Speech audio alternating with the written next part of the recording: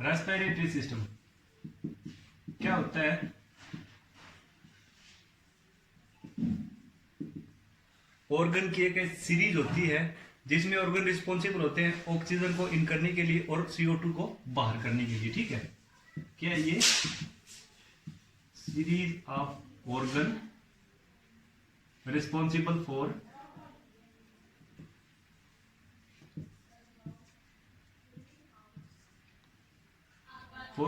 taking O2 in and expel CO2। ठीक है, lungs जो होते हैं ना वो हमारे प्राइमरी रेस्पिरेटरी ऑर्गन होते हैं जो क्या करते हैं, गैसेस एक्शन करते हैं। ठीक है, जैसा कि आप लोगों को पता है कि हमारी बॉडी की बेसिक यूनिट सेल होती है।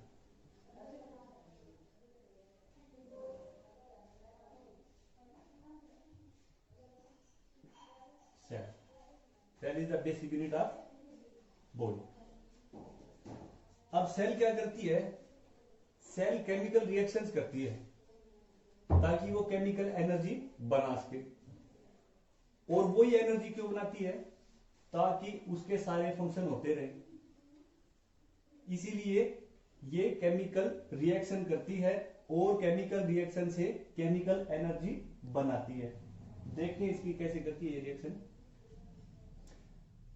देखो,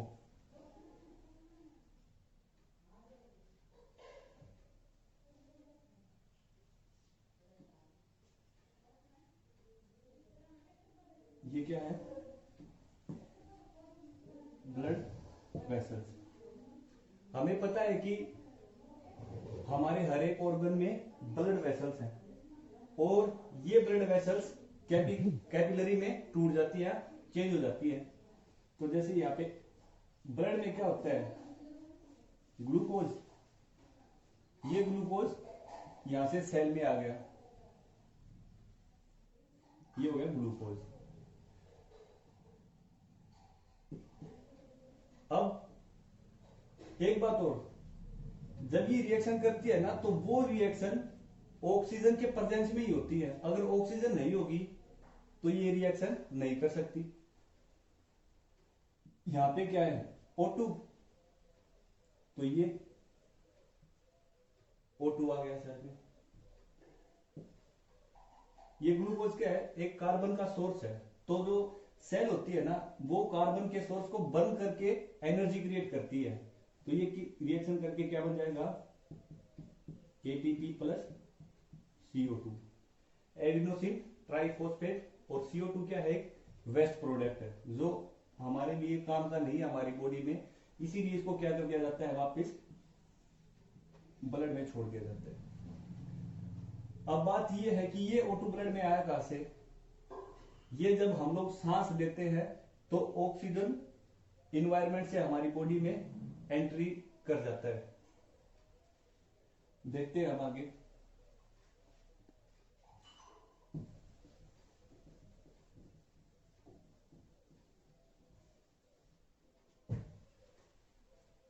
ब्रीदिंग की हम लोगों को जरूरत क्यों पड़ती है या क्यों करते हैं हम लोग? ब्रीदिंग इसलिए करते हैं ताकि ऑक्सीजन क्या हो जाए? हमारी बॉडी के अंदर चली जाए और जो CO2 है वो क्या हो जाए? हमारी बॉडी से बाहर हो जाए। ठीक है, यहां तक आएगा समझ में? अब बॉडी में जाने के बाद इनका एक्सचेंज होता है, वो आगे हम लोग डिटेल में करेंगे कैसे ऑक्सीजन बॉडी में चला जाता है और जो कार्बन डाइऑक्साइड है वो हमारी बॉडी से बाहर आ जाता है। कहां पर एक्सचेंज होता है ऑक्सीजन का और इनका, वो हम लोग अब डिटेल से करेंगे। उससे पहले हम कुछ लोग नॉर्मल चीजें कर लेते हैं। हमारा जो रेस्पिरेटरी सिस्टम है ना, वो हमारा रेस्पिरेटरी सिस्टम फंक्शंस करता है। जैसे पहला हो गया गैस एक्सचेंज का, यानी कि गैस का जो एक्सचेंज अभी अभी बताया था कि O2 अंदर आती है, CO2 बाहर चली जाती है। तो एक्सचेंज कौन करवाता है? ये हमारा रेस्पिरेटरी सिस्टम ही करवाता है। क्या है, ब्रीदिंग, जो हम लोग सांस लेते हैं, ऑक्सीजन अंदर आना, CO2 बाहर जाना। कुछ और फंक्शंस हैं जैसे साउंड प्रोडक्शन,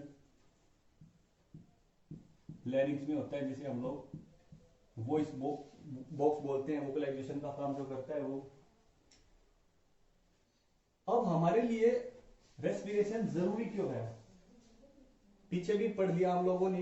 रेस्पिरेशन हमारे लिए इसीलिए जरूरी है ताकि वो सेल को मिलती रहे और सेल उससे अपना फंक्शन करती रहे। उनकी सर्वाइवल के लिए क्या है, रेस्पिरेशन करना बहुत जरूरी है। ठीक है, अब नॉर्मल रेस्पिरेशन रेट की बात करते हैं हम लोग ह्यूमन में। नॉर्मल रेस्पिरेशन रेट, तो जो न्यूबॉर्न होता है ना, न्यूबॉर्न वो क्या करता है, 30 to 60 ब्रीथ पर मिनट करता है। 30 से 60 बार सांस लेता है 1 मिनट में। अगर हम लोग अर्ली चाइल्डहुड की बात करें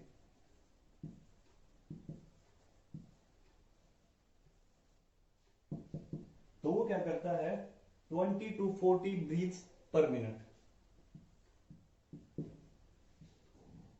20 से 40 बार।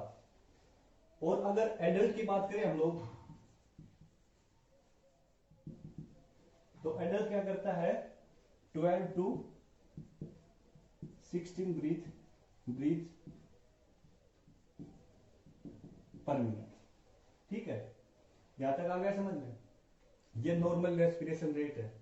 ठीक है, अब हम लोग देखते हैं टाइप ऑफ रेस्पिरेशन। दो तरह का होता है, या 2 टाइप्स जिसे बोलते हैं हम लोग।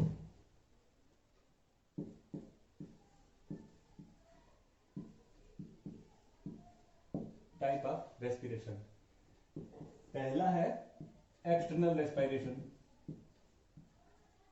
या रेस्पिरेशन। ये क्या होता है, एक्सटर्नल रेस्पिरेशन में जो गैस का एक्सचेंज होता है ना, O2 का, जैसे O2 और CO2 का, वो लंग्स में और ब्लड में होता है। यानी कि लंग्स और ब्लड के बीच में क्या होता है, एक्सचेंज होता है गैस का। मैं लिख देता हूं यहां पे, exchange between lungs and blood. ये क्या है हमारा एक्सटर्नल रेस्पिरेशन।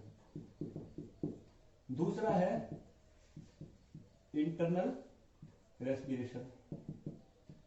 इंटरनल रेस्पिरेशन क्या होता है, इसमें जो गैस का एक्सचेंज होता है ना, वो हमारे ब्लड में और टिश्यू के बीच में होता है। ठीक है, क्या होगा यहां पे,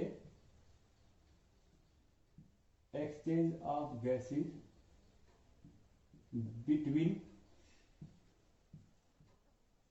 ब्लड एंड टिश्यू। ठीक है, यहां तक अगर कोई दिक्कत है तो बता देना। अब हम लोग आगे बात करते हैं।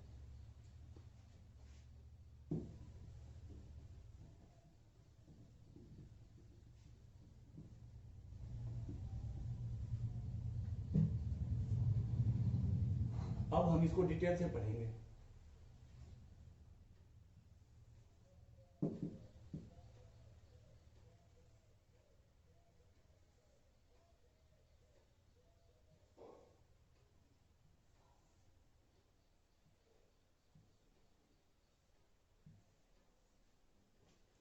हमारी बॉडी में क्या होते हैं, क्या होती है, कैविटी यानी कि सीलोम, और इसके कंपार्टमेंट होते हैं। ठीक है, फ्रंट वाली को क्या कहते हैं हम लोग, वेंट्रल, और पीछे वाली को क्या कहते हैं हम लोग, डोर्सल। डोर्सल की बात नहीं करेंगे हम लोग, यहाँ पे वेंट्रल की बात करेंगे।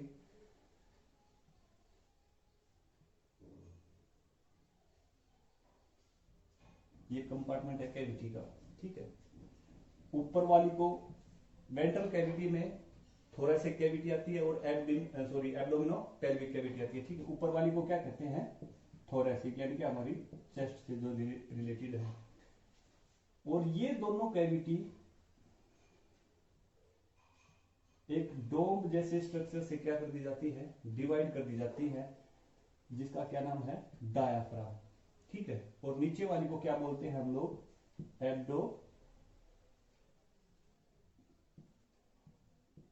एब्डोमिनोपेल्विक कैविटी। ठीक है।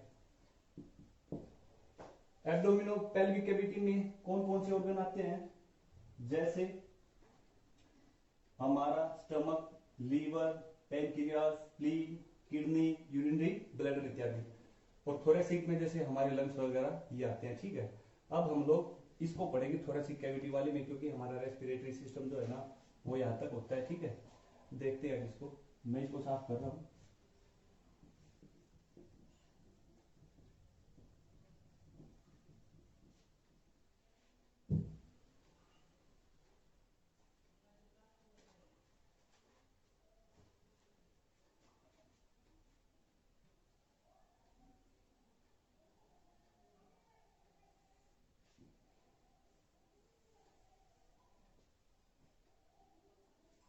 हमारी जो नाक के बाहर जो दो छिद्र होते हैं उन्हें हम लोग क्या बोलते हैं, नोस्ट्रिल। ठीक है।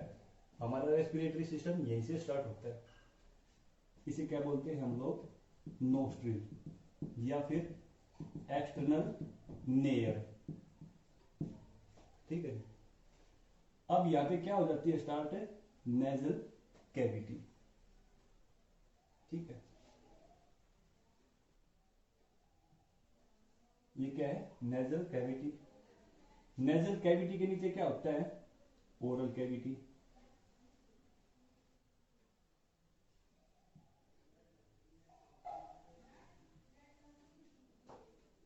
ठीक है। नेजल कैविटी एक मेम्ब्रेन के द्वारा लाइंड होती है, जिसका नाम है म्यूकस मेम्ब्रेन। ये म्यूकस मेम्ब्रेन क्या करती है, नेजल कैविटी को मॉइस्ट रखती है ताकि वो ड्राई ना हो। ठीक है। और अगर ड्राई होगी तो नोज ब्लीड्स वगैरह की दिक्कत हो सकती है, इसीलिए ये दिक्कत ना हो इसीलिए क्या कर रखती है, इसको मॉइस्ट रखती है। ठीक है। यहाँ पे क्या होती है, ओल्फैक्टरी नर्व्स,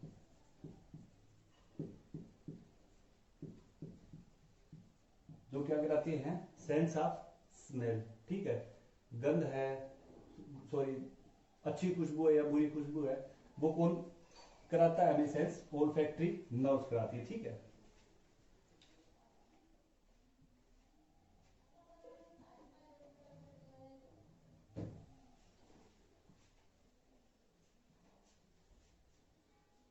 इन्हें बोलते हैं कोंका या कोंकिया कोंचा। ठीक है।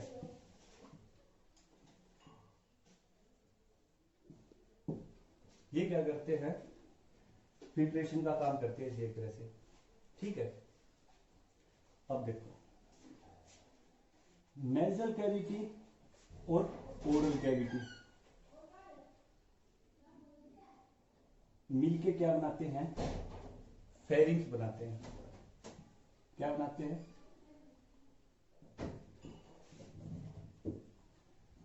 फेरिंग्स बनाते हैं। ठीक है। फेरिंग्स एक कॉमन पैसेज भी होता है, फूड के लिए भी और एयर के लिए भी। ठीक है। यहाँ पे एक चीज लटकी हुई होती है, जिसे हम लोग क्या बोलते हैं, व्यूला। आप लोगों ने एड में कभी देखा होगा, वो खिच वाला, वही व्यूला नेजल कैविटी को बंद करने का काम करता है। ठीक है। यहां तक देखा हमने कि ओरल कैविटी और नेजल कैविटी कंबाइन होती है, या दोनों का एक कंबाइन पैसेज भी होता है जो फेरिंग्स कहलाता है। ये फेरिंग्स क्या होता है, फूड के लिए भी और एयर के लिए, दोनों के लिए कॉमन होता है। इसके 3 डिवीजन होते हैं।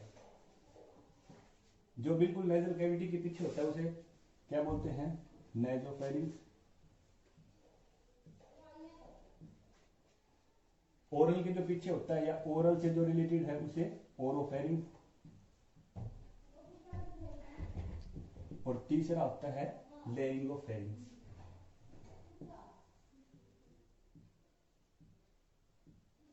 ठीक है।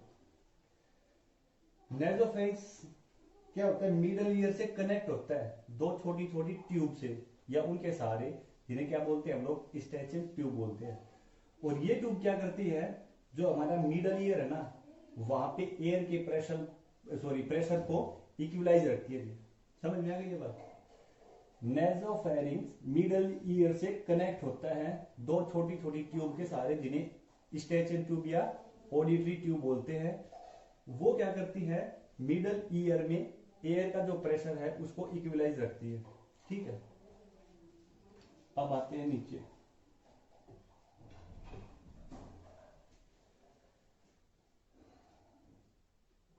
ऐसे नीचे आ गए। आने के बाद ये जो फेरिक्स था, ये दो ट्यूब्स में डिवाइड हो जाता है। यहाँ पे दिखाई नहीं दे रहा, मैं इसको साफ करके यहां से नीचे का पोर्शन हम लोग करते हैं। ठीक है,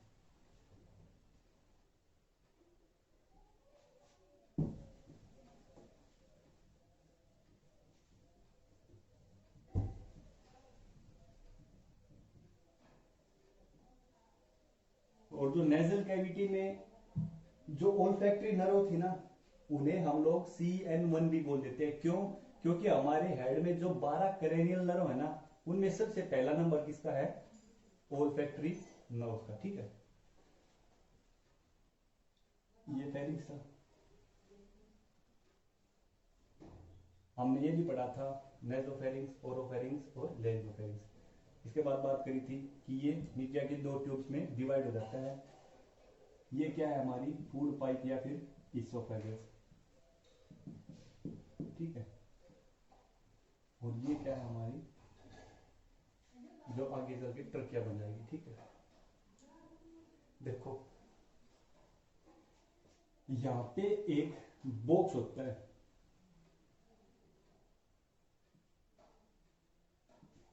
क्या बोलते हैं इसे, लैरिंक्स। लैरिंक्स क्या है, वॉइस बॉक्स है, वोकलाइजेशन का काम करता है। ठीक है, यानी कि साउंड प्रोडक्शन में काम आता है ये।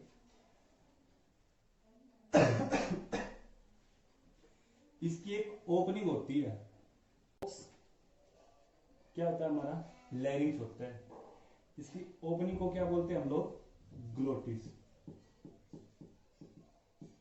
और इस ग्लोटिस के ऊपर एक मेम्ब्रेन होती है। तो ऊपर के लिए क्या टर्म यूज करते हैं हम लोग, एपी। तो क्या हो जाएगा, एपीग्लोटिस। ठीक है, लैरिंक्स क्या है, एक ट्यूबुलर स्ट्रक्चर है जो कि ट्रकिया के टॉप पे होता है। ठीक है, और ये कहां पे लाई करता है, in front of C3 to C6 vertebrae. ठीक है, आगे बात समझ में, क्या था, फेरिंग्स नीचे आने के बाद दो ट्यूब में डिवाइड हो गया। ये क्या है, फूड पाइप या इसोफेगस। यहाँ पे क्या होता है, एक बॉक्स जैसा स्ट्रक्चर होता है, इनके ट्यूबुलर स्ट्रक्चर होता है, जिसे क्या बोलते हैं हम लोग, लैरिंक्स बोलते हैं। इसकी एक ओपनिंग होती है जिसे क्या बोलते हैं हम लोग, ग्लोटिस बोलते हैं। इस ग्लोटिस के ऊपर क्या होती है, मेम्ब्रेन कवरिंग होती है, जिसे क्या बोलते हैं हम लोग, एपीग्लोटिस। ये कहां पे लाई करता है, C3 to C6 वर्टिब्री पे। ठीक है, अब देखो यहां से क्या हो गया, हमारी ट्रकिया स्टार्ट हो गई।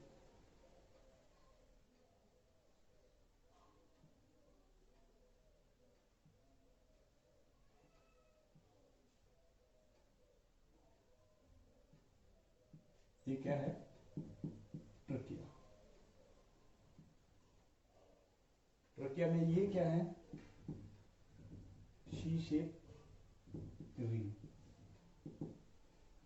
ठीक है, किसकी बनी रहती है, हाइलिन कार्टिलेज की, made up of hyaline cartilage.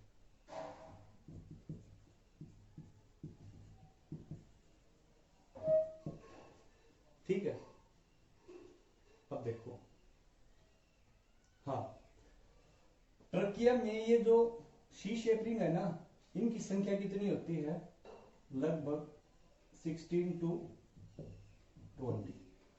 ठीक है, यहां तक आ गई बात समझ में। इन रिंग की संख्या कितनी होती है?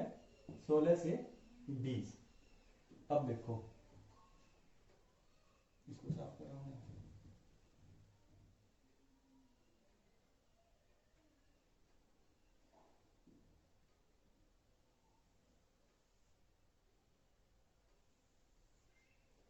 अब ये क्या हो गई?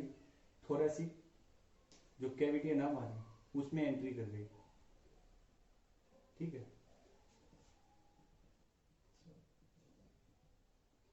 क्या हो गई है? थोरेसिक कैविटी में एंट्री कर गई।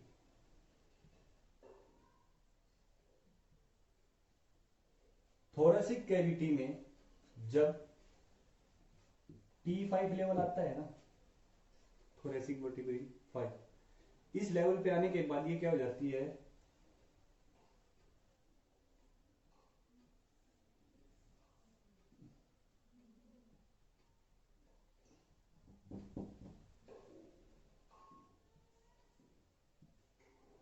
प्राइमरी ब्रोंकाई में डिवाइड हो जाती है। ठीक है,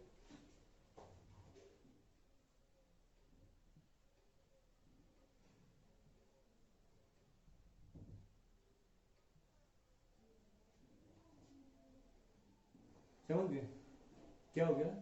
ट्रकिया थोरेसिक कैविटी में आती है, T5 लेवल पे क्या हो जाती है? ये प्राइमरी ब्रोंकाई में टूट जाती है।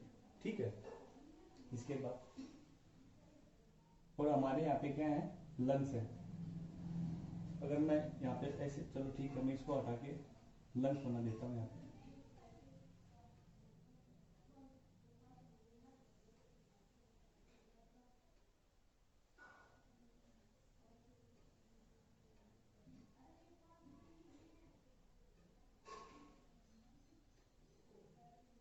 ठीक है, क्या हो गई है? लंग में एंट्री कर गई। इसका क्या नाम है? Primary bronchi. ठीक है, अब ये प्राइमरी ब्रोंकाई आगे चलने के बाद थोड़ा सा और अंदर जाएगी, उसके बाद ये क्या हो जाती है?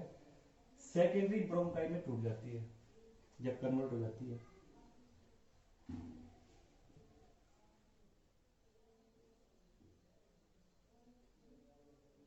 ये रिंग्स हमारी यहाँ भी प्रेजेंट रहेंगी।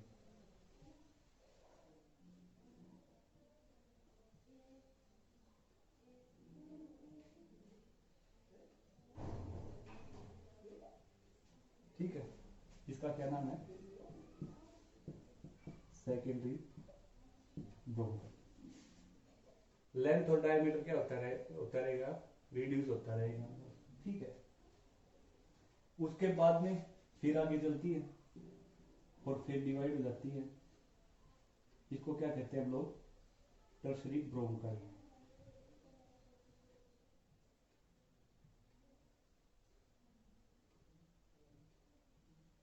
ठीक है,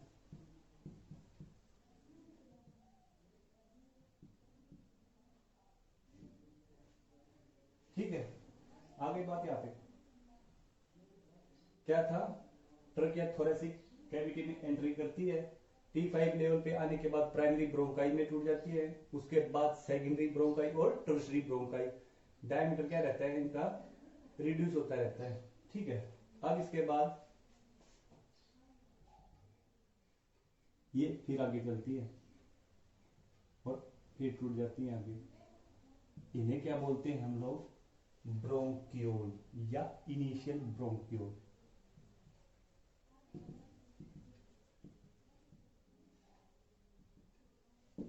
ठीक है, बात आ गई समझ में? पहले प्राइमरी में, फिर सेकेंडरी में और फिर टर्शरी में। ठीक है, टर्शरी के बाद इनिशियल ब्रोंक्यूल, और जब इनका डायमीटर 1 mm हो जाएगा ना, तब क्या कहलाएंगे? ये टर्मिनल ब्रोंक्यूल। ठीक है, पहले भी बात करी थी ना हमने कि डायमीटर क्या होता है? रहता है इनका रिड्यूस होता रहता है, ठीक है। और जब इससे आगे फिर होता है इनका डिवाइडेशन, क्या होता है, जब इनका डायमीटर 0.5 mm रहता है ना, उस टाइम पे क्या बन जाती है, रेस्पिरेटरी ब्रोंक्यूल बन जाती है, ठीक है। और ये रेस्पिरेटरी ब्रोंक्यूल क्या करती हैं, जो हमारी एयर होती है ना, एयर को क्या करते हैं, लंग की सरफेस पे, मतलब एक्सचेंज जो सरफेस होती है ना, वहां पे भेजती है वो, ठीक है। समझ में बात आ गई? क्या करती है ये, जो एक्सचेंज सरफेस है ना लंग की, वहां पे ये फंक्शन करती है अपना, कौन, रेस्पिरेटरी ब्रोंक्यूल। डायमीटर क्या होता है इनका 0.5 mm, ठीक है।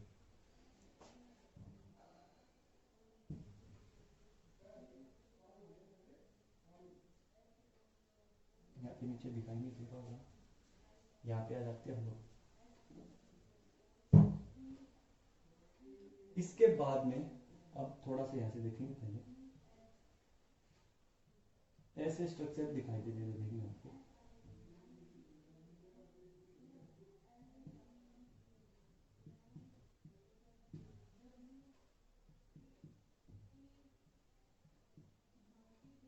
ये हमारी क्या होती है, एल्वियोलाई, ठीक है।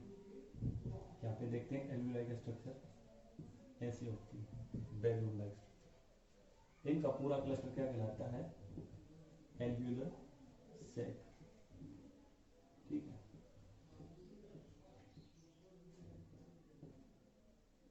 और जिस डक्ट के सारे ये यहाँ से कनेक्ट रहती है ना, इसे क्या कहते हैं, इसको पूरे को लिख देता हूं मैं, एल्वियोलर सैक। जिस डक्ट के सारे जुड़ती है उसे क्या कहते हैं, एल्वियोलर डक्ट, ठीक है। और जो ये अंदर का जो स्पेस है ना, ये एल्वियोलाई के, इसको क्या बोलते हैं हम लोग, एंटरम। हमारी आज की वीडियो यहीं पे खत्म होती है। नेक्स्ट वीडियो में हम इससे आगे बात करेंगे, ठीक है। उससे पहले थोड़ा सा एक बार रिवीजन कर लेते हैं, क्या था,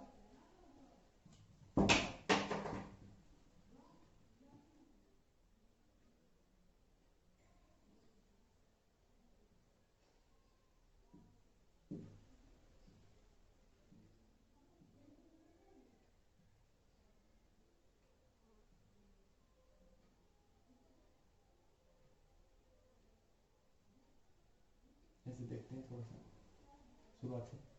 ये हमारी क्या थे, नोस्ट्रिल। नोस्ट्रिल के अंदर क्या था, नेजल कैविटी।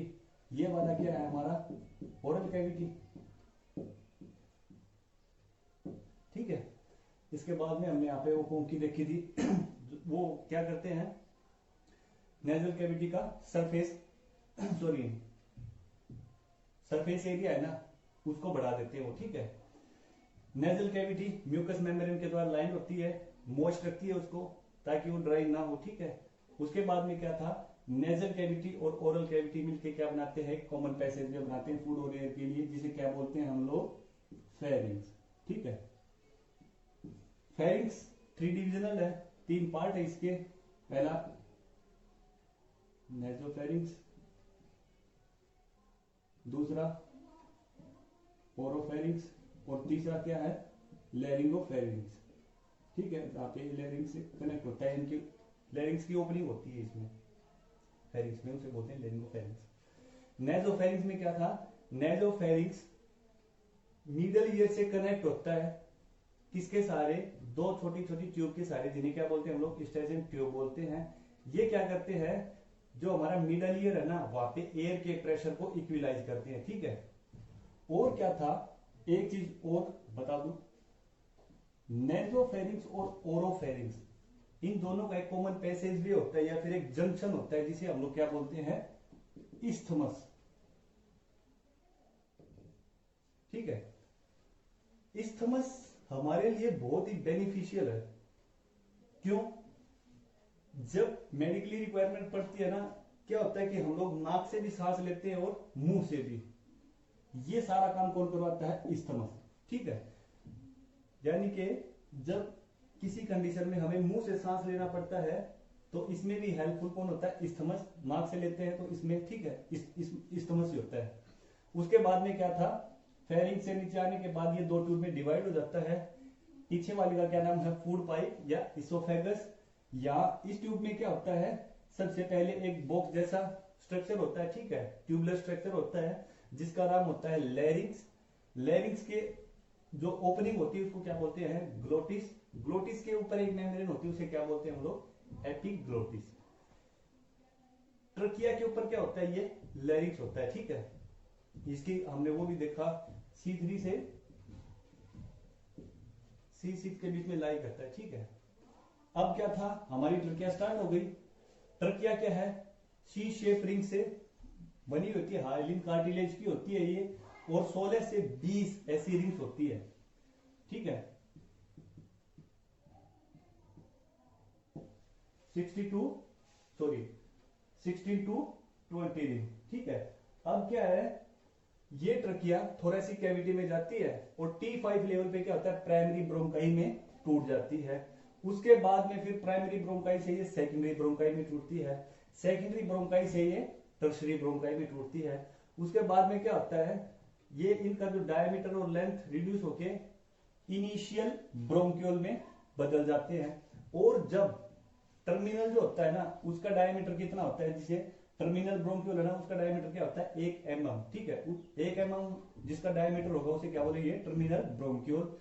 और जब 0.5 mm हो जाएगा ना, उसे क्या बोलेंगे हम लोग, रेस्पिरेटरी ब्रोंक्यूल, ठीक है। और रेस्पिरेटरी ब्रोंक्यूल क्या करते हैं, ये जो एयर होती है ना, एयर को लंग्स के जो एक्सचेंज लेयर है ना वहां पे भेजती है, ठीक है।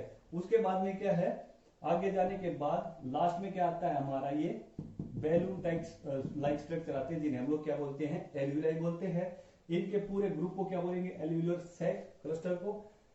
जिस डक्ट के सारे कनेक्ट रहती हैं एल्वियुलर डक्ट, और इनके बीच में जो स्पेस होता है उसे क्या बोलेंगे हम लोग, एंथ्रम, ठीक है। आज की वीडियो में हम सिर्फ इतना ही करेंगे, आगे वाली वीडियो में देखेंगे इससे आगे का। Thank you.